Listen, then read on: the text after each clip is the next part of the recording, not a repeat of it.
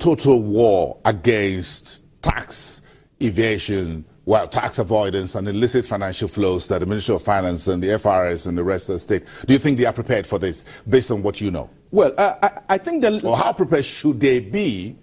Well, I think that the task is enormous. The task is enormous. And I think in recognition of that, what the Finance Ministry, in conjunction with FRS, has done is to actually raise additional manpower to support on a short-term basis. So there are 7,500 CTLO, Community Tax Liaison Officers, that have been recruited under the Empower scheme to support this particular scheme. So these guys will go all around doing all of the enlightenment, all of the campaign, helping you to understand where do you pick the form, what do you do, and within that, all of the activities that the presidency is doing with the Enabling Business Committee, because all of these are interlinked, that our people are willfully defaulting is just a side of the story. There's also massive burden when it comes to compliance with taxes. The World Bank Paying Taxes Index put us in the bottom 10 out of about 190 countries that were surveyed. There are about 900 and so plus hours that a company will expend trying to comply with tax obligation in a year, paying close to about 56 or 59 different taxes in a year. Compare that to South Africa. I think South Africa is ranked 51 on list of paying taxes with just about 200 hours of compliance a year compared to ours 900, paying just 7 taxes in a year compared to hours of 59.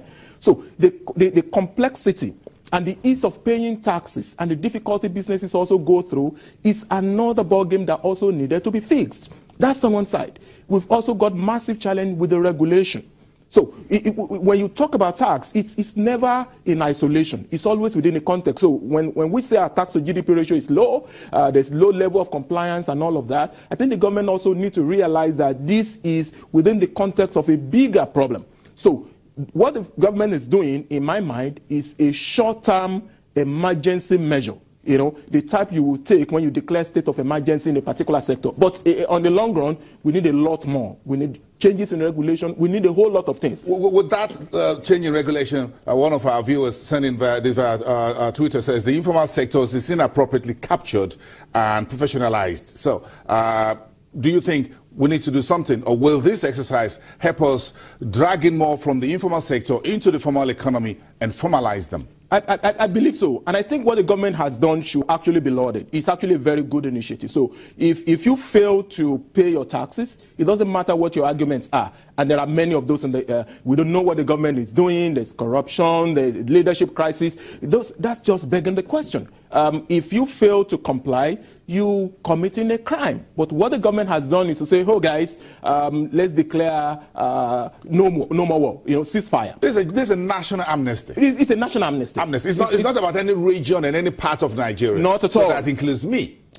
Absolutely. So I've got to step forward and say, well, Boason, here I come, Kemi Adeosun and the rest. Well, here are my tax papers. How do I comply? And I have up till when? You have up to end of March. It's March open 2018. For March 2018. It's open for 9 months to be able to do that, which I think it's fair enough. I personally would have preferred if it's extended by an extra 3 months to make it 1 full year so that it coincides with 30th of June, which is the filing deadline for all corporates, 2018. Mm-hmm. But 9 months is a good start. Far better than what we had in the trial run that was done the last year. Yeah, okay. At the end of it, big question before you go. What do you folks at Deloitte think about this from a professional point of view? And I'm sure you folks sit down every day. You sit with the rest of your team every day about this and say, look, this is what we think here at Deloitte about this VAIDS.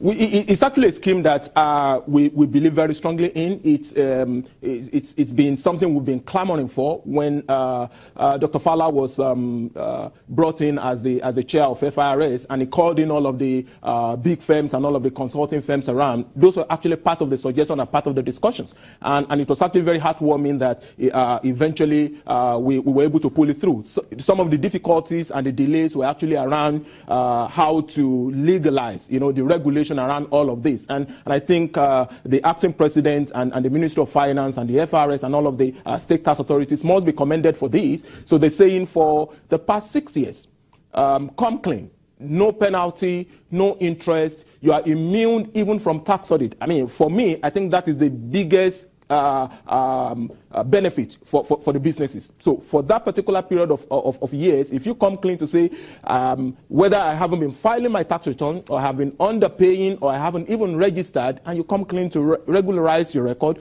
no interest, no penalty, no tax audit or tax investigation for that particular period. You are also protected from a confidentiality perspective. So there are provisions in the executive order that actually penalizes tax officials if they release your information to unauthorized people just because you come clean. So I think this is the time for everybody. It's a national dilemma. If I declare that I have about 24 luxury cars parked somewhere to declare tax, the tax people shouldn't declare to anyone else. They say, look, hold on a second. Boason has about 24 luxury cars somewhere. That's absolutely so. And I think for all the leaders, for politicians, businessmen, and everybody, what the government seems to be saying is you've got nothing to fear. Come clean, let's rectify. Let's do how many houses, hotels, whatever you got. Isn't it? Absolutely. Where you buried? Where the money is buried? Where the money is buried? Where the assets are buried? That's a very clever way. Show me the money. From Kemi Adeosun and the rest of them. But it's a very clever way of saying, bring on all the dead bodies.